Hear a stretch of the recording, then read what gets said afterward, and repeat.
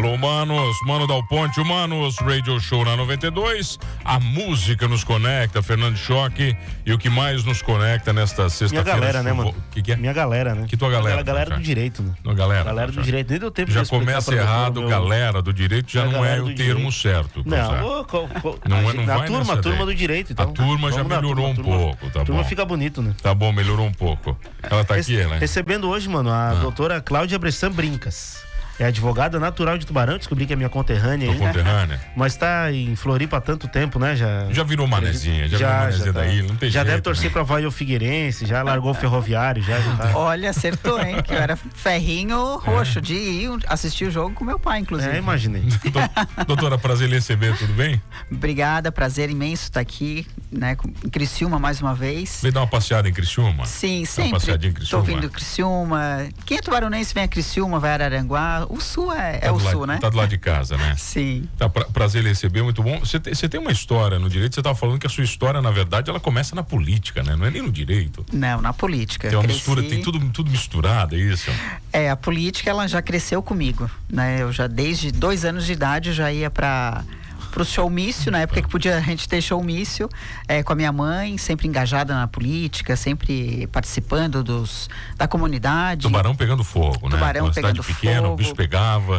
E ela é muito intensa, meu pai também, meus avós, muito intenso na política. Tá. Então, cresci na política, vivi a política e foi a área que eu escolhi para atuar no direito eleitoral, direito público.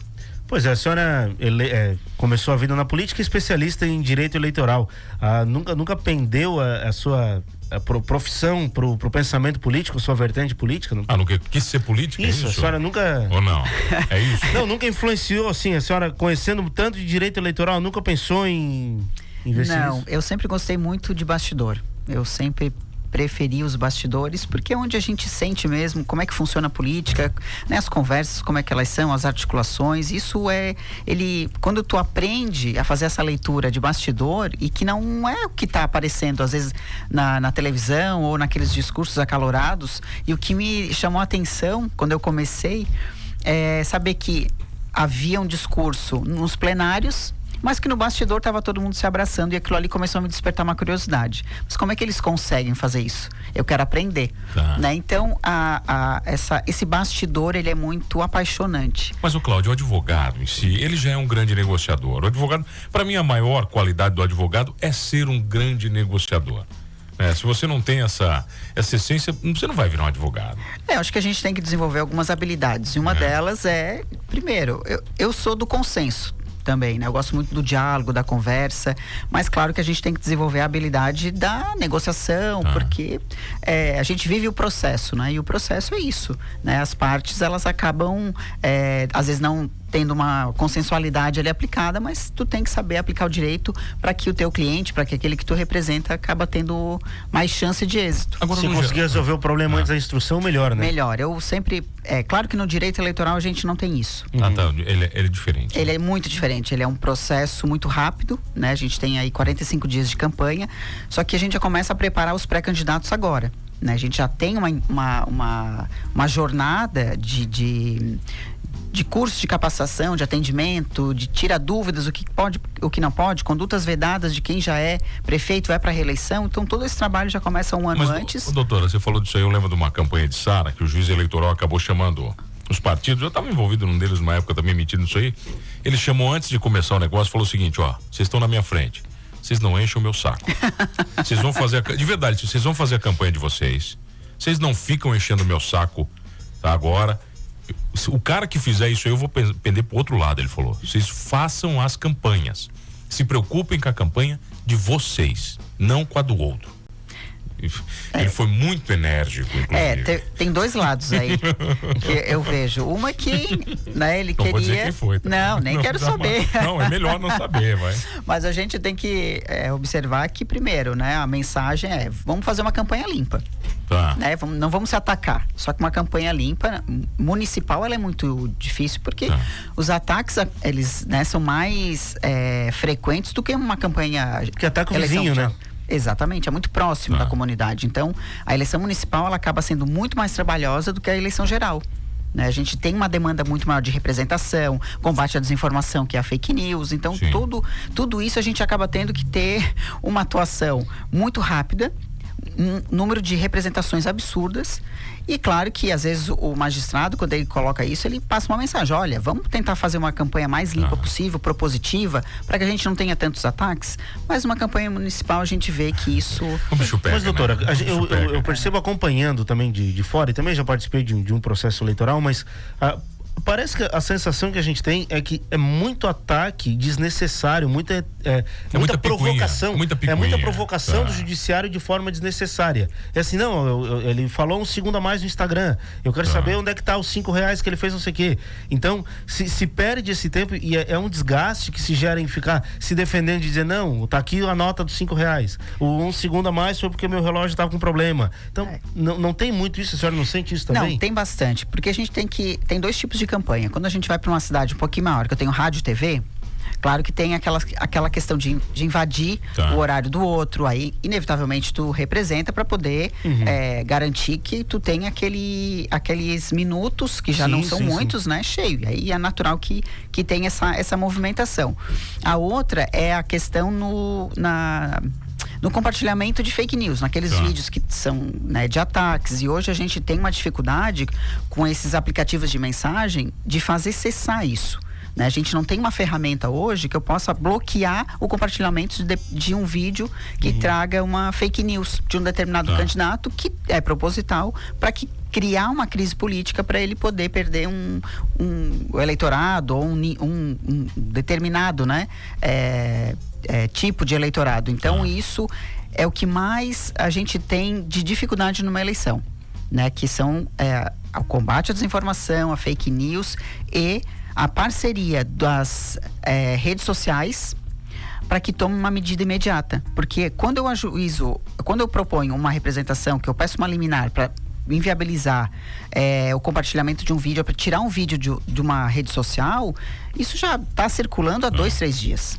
Quer dizer, já tem um prejuízo. Já tem um prejuízo político, né? E o candidato, ele fica sangrando aqueles dias ali. Isso às vezes é essencial para uma campanha política. Mas você lança na sexta, né? Só segunda-feira você vai... Exatamente. Então, quem é eleitoralista não dorme. A gente tem regime de plantão, porque às vezes eu tenho uma liminar deferida às 23 horas. Uma loucura, né? Então, né, eu tenho que garantir que pelo menos eu consiga que aquela liminar não atinja o meu cliente, para que ele mantenha uma propaganda às 7 horas da manhã, por exemplo, né? Então ele é muito rápido, muito dinâmico e é uma montanha-russa, né?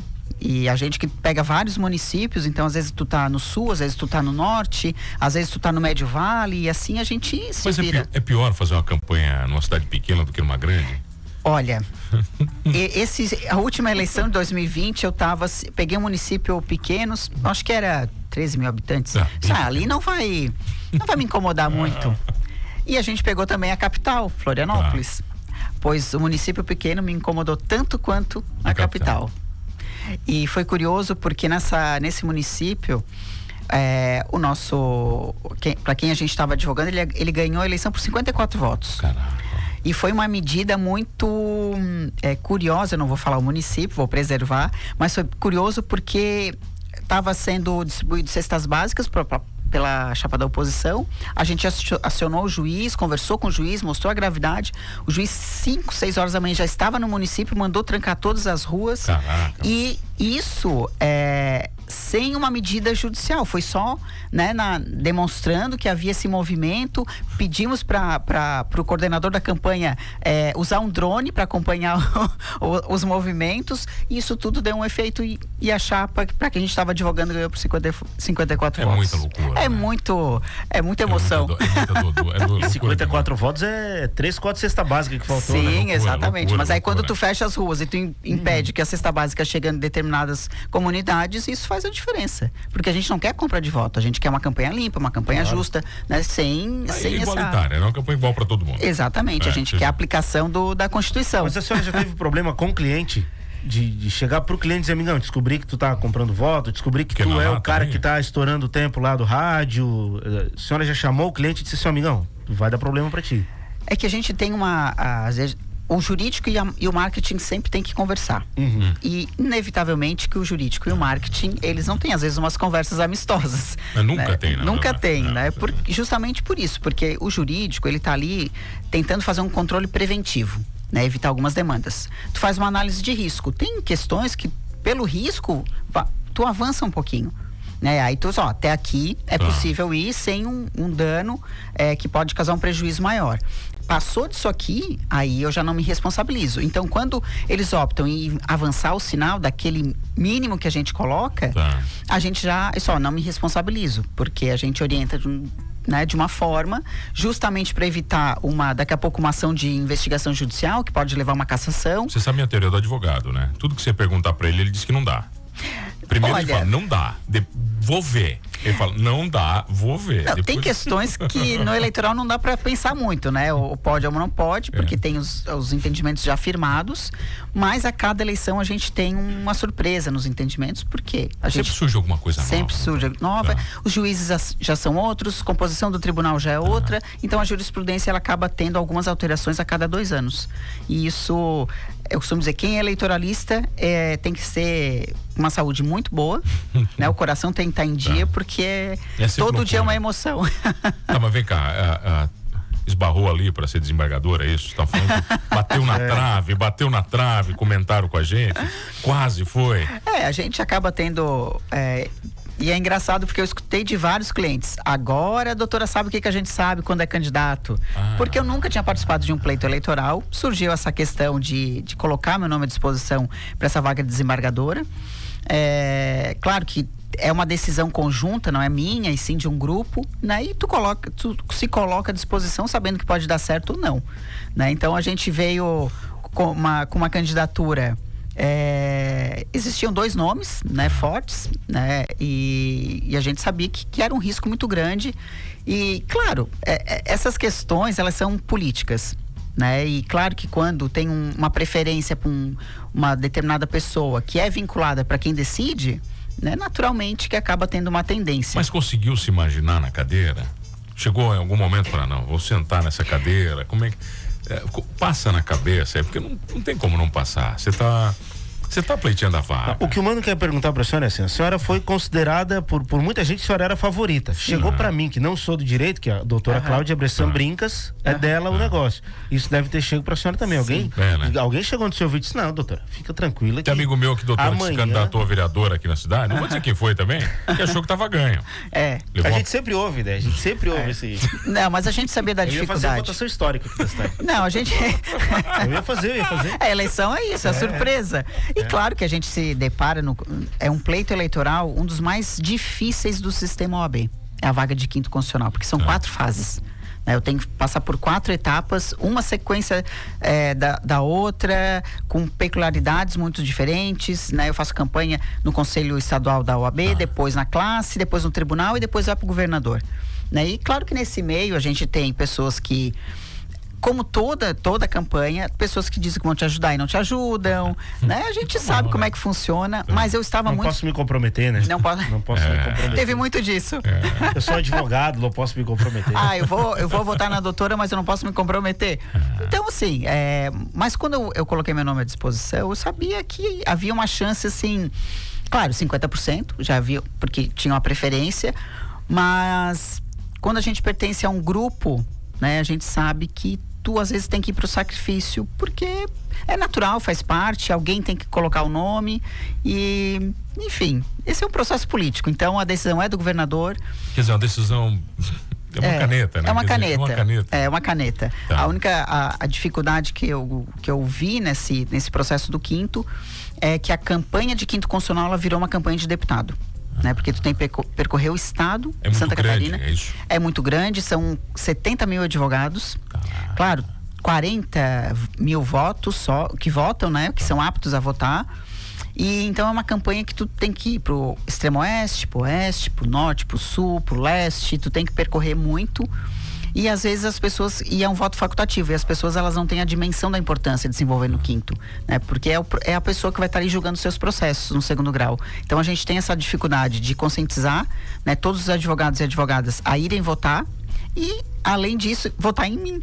né, naquele candidato. Então são 2 pedidos: consciência do voto e depois para votar no determinado candidato. Não é um voto obrigatório, né? Esse não é um voto obrigatório. Mas a gente vai ter o seu nome de novo quando abrir a próxima vaga? Olha, pré-campanha pro quinto constitucional pode? Pode, isso aí não tem problema. É pré-campanha. Olha, isso nem passa pela minha cabeça no momento, porque agora a gente começa desenvolvendo uma campanha de municipal, né? Eu já estou fervendo, né? Percorrendo aí, fazendo os contatos com os prefeitos, fazendo capacitação também por partidos políticos, pela Escola do Legislativo a gente também tem um trabalho bem intenso. Então a gente tem o meu foco hoje é isso, né? Tá ali podendo fazer uma atuação profissional bastante intensa no ano que vem, porque... Mas doutora, você falou, por exemplo, que você está nesse foco com os prefeitos, né? Hoje cada vez mais o candidato, né? O próprio prefeito, ele tá à mercê da justiça, e não por má fé. É porque o sistema ele é complexo, exige muito do candidato, né? Do eleito em si. Esse processo político ele não aceita mais aventureiros, né? Quando eu falo dos políticos aventureiros, esses políticos não existem mais, né? Não, nem pode existir mais, né? Não tem mais coisa. A gente não tem mais, acho que margem para cometer alguns erros, né? A gente chama que são os outsiders, né? Que são políticos às vezes sem uma história, sem um comprometimento ideológico, porque a gente tem hoje que é um sistema partidário, multipartidário, né? Eu preciso permitir que o maior número de partidos políticos estejam ali, né, num processo eleitoral, porque isso garante a participação de todos, né? Tanto das minorias quanto das maiorias, enfim. Todo mundo. Né? Todo mundo, porque é isso que diz a Constituição, né? Eu tenho um sistema pluripartidário, um Estado democrático de direito, e que eu tenho que respeitar a proporcionalidade, né, no que tange a representação do Poder Legislativo. Então a gente tem que ter uma preocupação em ver o histórico, né? A gente tem que começar a se interessar mais pela política, buscar a política, ler política. E quando eu ouço, olha que eu ando esse estado, eu sou daquela que eu não gosto de ficar no meu escritório sentada, eu pego mesmo e viajo o estado, porque isso dá uma riqueza de conhecimento, de leitura pra gente muito grande, porque não basta eu ser só advogada, eu preciso entender de política, eu preciso compreender, fazer leitura às vezes de cenário, para poder também contribuir com aquele meu cliente em determinada situação, até estratégica jurídica. A política é uma essência cultural, né? É uma essência cultural. Então eu fico muito triste quando eu deparo com as pessoas dizendo, eu odeio política. Eu disse, desculpa, mas quando tu sai de casa, qualquer decisão que tu toma já é política. Mas olha só, quando tem você aquela fala frase bonita, né? Que não lembro agora quem foi que disse, mas que quem odeia política é governado por aqueles que amam política. Que amam política. Exatamente. Mas nesse ponto de vista, né? Trabalhar com tantos candidatos, você teve que mandar muito marmanjo cala a boca. Mas eu falo pelo caso, dizer, não, peraí, você tá falando besteira, não é por essa linha. Isso é difícil, né? Porque e a doutora tá sorrindo, mas ela tem um jeito que dá um soco na mesa na hora certa. Isso aqui. Isso aí. Advogado de campanha, meu velho. Se tem uma coisa que advogado de campanha não pode ser prudente. Ele não tem essa... Ela fechou o punho agora aqui, lembrou de alguma história. Ou não é? Você tem que chamar o candidato e dizer, vem cá, vou te explicar como é que funciona. Quietinho aqui, fala isso aqui, e você não fala. Você não tem como não ser. Sim. Uma campanha na loucura que é uma campanha política. Tem que ter um pouquinho mais de... ser mais enérgicos, né? E eu tenho... eu comecei a trabalhar na Assembleia Legislativa em 99, né? Muito nova, enfim, né? E lá, pra mim, foi uma escola, porque até a leitura labial eu aprendi na Assembleia Legislativa. E é bem curiosa essa minha passagem. Mas eu tinha um apelido já, lá, porque eles começaram pelo meu passo. Eles falavam, hoje tu estás labradora ou pitbull? Só pelo jeitinho. Só pelo jeito. Isso ficou, mas é porque a atuação, especialmente quando a gente trabalha no universo masculino, e a política ela é ainda, né, predominantemente masculina. A Assembleia era muito masculina, nós tínhamos 38 deputados e 2 deputadas só quando eu comecei na Assembleia. Então tu tem que mostrar uma postura e não tem sorrisinho, né? Eu fechava o rosto mesmo, a ruga no meio da testa e não tem mimimi. Mas sofreu preconceito por ser mulher? Bastante. Sofreu mesmo? Sim. Esse preconceito vem em forma do quê, Cláudia? Eu costumo dizer que a gente tem uma barreira estruturante nessa questão, porque a gente vem entendendo o machismo como algo natural, né? Com algumas piadas, algumas colocações, algumas falas. Isso fez parte a vida inteira, né? Desde a minha bisavó, da minha avó, e a gente entendia isso desde Brasil Império de 1824, as mulheres, né, sequer tinham direitos. E a gente vem em todos esses anos, essas décadas e séculos, entendendo que o lugar da mulher não era na política, às vezes não era no mercado de trabalho, e acostumava com determinadas falas, posturas. Só que chegou um momento, quando eu entrei na Assembleia, sequer falava em participação da mulher na política. Ninguém comentava sobre as mulheres, a importância, né? Então a gente sempre tinha que mostrar que era capaz também.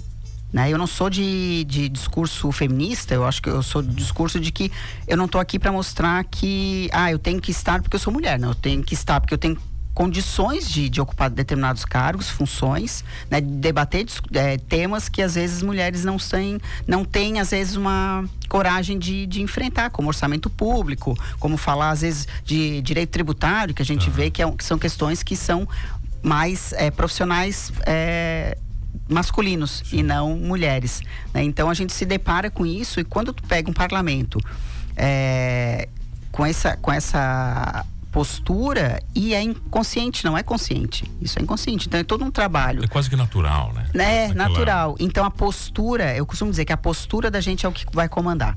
Né? Como é que tu vai fazer, como é que tu vai se comportar, que vai dizer.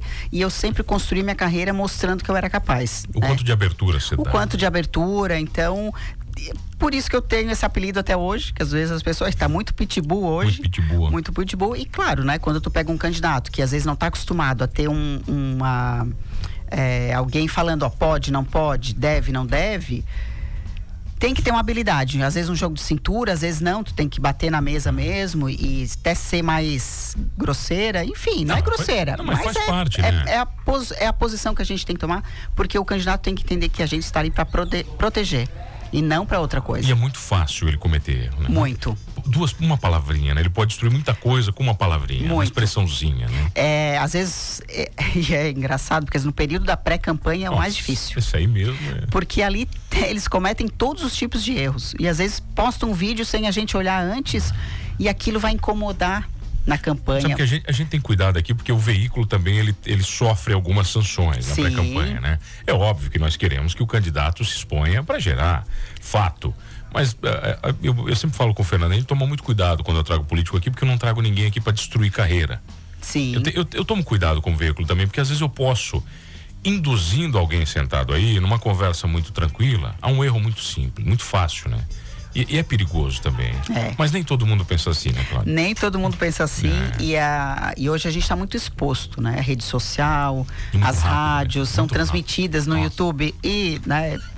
Então a gente tem como produzir provas. A gente às vezes produz provas contra nós mesmos. Todo, né? Então isso é um universo, e a pré-campanha para mim é o período mais complicado que tem. Mas qual é o maior erro de um político em campanha, do ponto de vista do direito, sabe?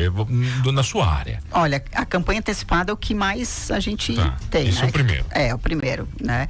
E aí durante o processo eleitoral tem de tudo, né? Tem aqueles que não cumprem as regras da propaganda. Nossa, aí tem multa, representações, enfim, né? Tem a parte financeira que é delicadíssima. Parte financeira, que a gente tem um cuidado muito grande, porque a gente divide sempre em núcleos, né? No escritório, né? Aquele que vai cuidar da mídia social, rádio, TV, a questão da prestação de contas, porque a prestação de contas ela tem que ter um cuidado. Primeiro, não posso pagar nada sem a nota, né? Então a gente tem, regra básica, né? Entrou o recurso, ou fundo eleitoral, fundo partidário, ou doação de pessoa física, a fonte não importa, mas vai efetuar o pagamento, vê se está dentro das regras, com nota fiscal, se tem contrato, vai contratar um cabo eleitoral, vê se está tudo certinho, vê se ele não tem alguma irregularidade, se aquela empresa que vai prestar o serviço, ela está regular. Então são todos os cuidados que a gente tem para proteger o candidato, a campanha, né? Mas você acha, como advogada, que o processo eleitoral no Brasil melhorou?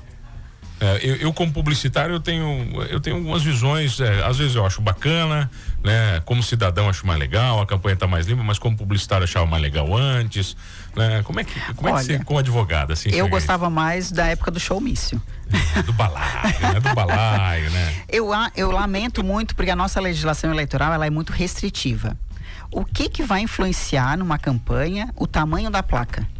Um adesivo de janela, você pode ser 50 centímetros, 60 centímetros. Sim, metros quadrados. Metros quadrados, eu acho que a gente tinha que ter uma liberdade muito maior de propaganda do que a gente tem hoje. Doutora, na época dos totens, né, Fernando Choque, você lembra? Avenida Centenário, você não conseguia andar. Era um político atrás do outro. Mas vai encarecer as campanhas. A rede social encarece as campanhas, o impulsionamento também encarece as campanhas, o marketing encarece as campanhas. O dinheiro continua, só vai para outro lugar, né? Exato. A senhora deve conhecer essa história, mas nos anos 2000 aqui em Criciúma nós tivemos um prefeito eleito que foi derrubado antes da posse porque o jingle dele tinha a expressão felicidade e o slogan do governo dele era Feliz Cidade. Aí disseram que era uma associação que ele fez. Sim. Do jingle, da palavra do jingle com o slogan de governo, ele acabou perdendo. Exatamente. Aconteceu isso também na campanha de 2020 na capital, também, mas pela cor da placa. Porque foi alusiva. Tinha um Viva verde e aí na campanha, né, do candidato que acabou ganhando, também ele usou uma das cores verde. E aí mandaram tirar todo o material, recolher as placas, inclusive, que estavam lá, porque... E você não tem tempo de um recurso, né? Não dá tempo, né? Não dá tempo. Então a gente fica, às vezes, também assim, né, se perguntando até onde isso é saudável, enquanto o Brasil discute tamanho de placa, em vez de a gente estar discutindo temas mais importantes, né? O quanto que numa reforma eleitoral o tamanho de placa é importante. Eu tenho que ter outros temas mais importantes. Mas, doutora, mas o direito, ele não tem muito isso. Primeiro, você restringe muito. Você vai lá daquela... Tá, vamos lá, tá uma putaria. Isso aqui segura tudo. Agora a gente... agora vamos vendo devagarzinho o que dá. Não, mas isso é natural, não é? Você primeiro dá aquela cortada e depois... Tá, agora vamos liberando, ver o que funciona. Mas quando a gente fala... A gente está no Estado Democrático de Direito, a gente escolheu a democracia, né? A democracia, ela tem um preço. E será mesmo que eu restringindo a forma de campanha, né? O que vai ser utilizado, ele é importante, ele é salutar? Ou são pautas que a gente precisa discutir? Eu como publicitário... Financiamento de campanha... Aí eu acho que o bicho pega aí, né? Enquanto a gente não discutir temas realmente que são importantes... Né? A gente vai ter isso, a gente vai brigar, vai viver no judiciário representando por conta de tamanho de placa. De adesivo, camiseta, bottom, broche, caneta, boné. É muito pequenininho. Gente, quem é que vende voto hoje por uma caneta? Um boné? Não sei, eu posso estar muito equivocada, mas... Gente, eu percorro o estado, eu não vejo hoje um eleitor se vendendo por conta de uma caneta. Ele não vai votar naquele candidato, porque ele recebeu uma caneta. Sim, não é então, até porque na época das canetas e das camisetas aí, a gente tinha caneta de todos os candidatos, camiseta de todos os candidatos e não votava em nenhum daqueles da camiseta, necessariamente. Né? Teve um, na verdade, que fez baralho uma vez com a cara dele. Era maravilhoso. Mas a gente jogava canastra. Não, jogava canastrinha no bar, no boteco, lá com o baralho do cara. Tava ali. Mas esse tipo de discussão que eu acho que não cabe mais no Brasil. A gente faz sempre um comparativo dos Estados Unidos, quando eles discutem as prévias. Eles ficam discutindo 2 anos antes. É muita doideira aquilo, né? O sistema eleitoral deles é muito louco também. É diferente, mas assim, são pautas importantes, né? Tu realmente consegue conhecer os candidatos antes. E hoje a gente tem uma restrição absurda, a gente tem o tempo inteiro tá ali segurando os candidatos no período da pré-campanha para não cometer nenhum deslize que possa me gerar uma AIGEN daqui a pouco, uma AIME depois, né? Então isso são questões assim que no direito, né, acompanhando o processo eleitoral, várias campanhas que eu já fiz desde 2010, não importa isso. Mas esse não é o dedo... A eleição deles é uma Copa, né? Tem a semifinal, tem a quarta de final, né? A final e vamos afunilando até... Todo mundo diz, mas só tem 2 partidos, republicano e democrata. Não, tem um monte de partidos. Tem vários partidos, mas o que predomina são os dois. É que eles nunca chegam, o Criciúma nunca chega na final da Copa. Sempre vai estar o Fla-Flu lá na frente. Doutora, falar em final acabou, quero lhe agradecer. Prazer em receber. Obrigada, gente. Que vai ser um grande prazer te receber para mais discussões. Agora a gente já sabe qual a linha, doutora. Isso é mais legal. A gente já sabe qual é essa linha aí. Pra gente judiar mais na próxima. Você é nossa convocada a estar aqui nas próximas visitas a Criciúma, combinado? Combinado, pra mim vai ser um prazer fazer imenso. uma sabatina, né? Uma sabatina. Olha, eu passei por 3 sabatinas praticamente nesse quinto, então eu tô descolada com sabatina, mas sim, é um prazer muito grande. Eu tenho grandes amigos aqui em Criciúma, né? Almocei com a nossa querida Karina Monarim agora, né? Tem o Robson Kremer, que eu adoro, tem o Léo Cacetari, que são queridos amigos, e sempre quando eu venho a Criciúma faço questão de fazer uma visita. Enfim, né? Aqui a gente tem conversadinho, eu voto na senhora na próxima. Opa! Só que conversadinho. Mas não sei se eu tenho essa coragem novamente. Doutora, obrigado, prazer. Obrigada, gente. Um bom trabalho. Tem Instagram pessoal? Tenho, Cláudia Bressan Brincas. Procura lá. Pode procurar. Agora eu começo a intensificar meus vídeos com conteúdo eleitoral, o que pode, o que não pode. Então a gente começa muito aí conteúdo também. jurídico pra galera que quer aprender um pouco sobre direito eleitoral lá no Instagram da doutora. Show de bola. Doutora, obrigado a você que está comigo todas as tardes. Fernando Choque, não esqueça de uma coisa. Nesse programa... Somos todos políticos. Somos, né? Somos. Não tem jeito, e humanos também, às vezes.